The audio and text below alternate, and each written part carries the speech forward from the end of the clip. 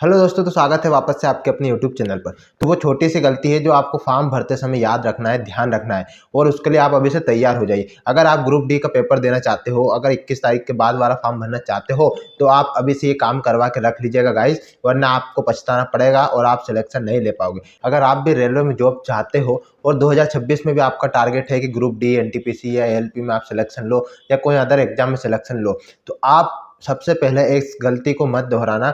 ये एक गलती आपका नुकसान कर सकती है। जब डॉक्यूमेंट वेरिफिकेशन के लिए बुलाया जाएगा तब आपको भगा दिया जाएगा और फिर आप उस समय मुंह लटकाते हुए घर आओगे और फिर सोचोगे कि यार इतनी छोटी सी गलती मैं नहीं करता तो आज मेरा सिलेक्शन हो जाता। मैं आज बात करने जा रहा हूँ कास्ट सर्टिफिकेट के बारे में। हाँ गाइस, ये सबसे बड़ा लोचा बना हुआ है रेलवे के एग्जाम में खासकर। अब देखो, कास्ट सर्टिफिकेट बनाने के लिए मैंने क्या किया 2025 में फॉर्म भरते समय, मैं वो आपको बताऊंगा और आपको क्या करना है वो मैं आपको बताऊंगा। तो सबसे पहले तो आप रेलवे का जो फॉर्म भर रहे हो, नोटिफिकेशन आएगा, उसमें आपको नीचे एक फॉर्मेट ऐसा दिखाई देगा।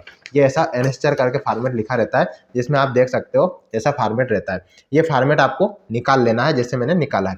ठीक है, अब इस फॉर्मेट में क्या है, इस फॉर्मेट में पूरा लिखा हुआ रहता है कि जैसे ओबीसी का है, जैसे मैं ओबीसी का हूँ तो इसमें लिखा है कि अदर बैकवर्ड क्लासेस का apply for appointment to post under the government of India. Government of India लिखा है और अदर बैकवर्ड क्लासेस लिखा है, और जो है ये नॉन क्रिमिनल ईयर का है, नॉन क्रिमिनल ओबीसी का है ये। तो आपको ये फुलफिल करना नहीं है, वो फुलफिल पूरा कर देंगे और आपको इसको लेके जाना है नीचे जो है एसडीएम ऑफिस में। मैं मध्य प्रदेश की खासकर बात कर रहा हूँ, तो आपको सबसे पहले इसको लेके जाना एसडीएम ऑफिस में, वो वहाँ पर फिल कर देंगे। उसके बाद में एसडीएम जो है यहाँ पर सील साइन कर देगा, आपको डेट लिख देंगे यहाँ पे कि जिस तारीख को आप लागू हो रहा है, जिस तारीख से ये बन रहा है। बेसिकली इसमें डिटेल जो होती है वो हमारे मध्य प्रदेश सरकार का जो पटवारी की साइन वाला बना हुआ है उसी के अकॉर्डिंग होती है। लेकिन क्या है कि सील साइन लग जाती है तो ये थोड़ा सा वैल्यूएबल बन जाता है कि हाँ एसडीएम द्वारा प्रूव्ड है। और वो गाँव वाला हमारा जो पुराना बना हुआ है ऑनलाइन वाला, वो हमारा पटवारी वाला रहता है, तो इसको वैल्यू कम हो जाती है राजस्व अधिकारी की। मेन चीज़ ये है। अब अगर मान लो आप ओबीसी से आते हो तो आपको ये निकालना है फॉर्मेट, और ये अभी निकालना है। जिस समय आप फॉर्म नोटिफिकेशन आएगा उसमें से आपको निश्चय निकाल लेना है, या फिर आप डायरेक्ट एसडीएम ऑफिस में जाना तो वहाँ पर भी ऐसा फॉर्मेट वो दे देते हैं, एमपी ऑनलाइन की दुकान पे से ऐसे बना हुआ रहता है।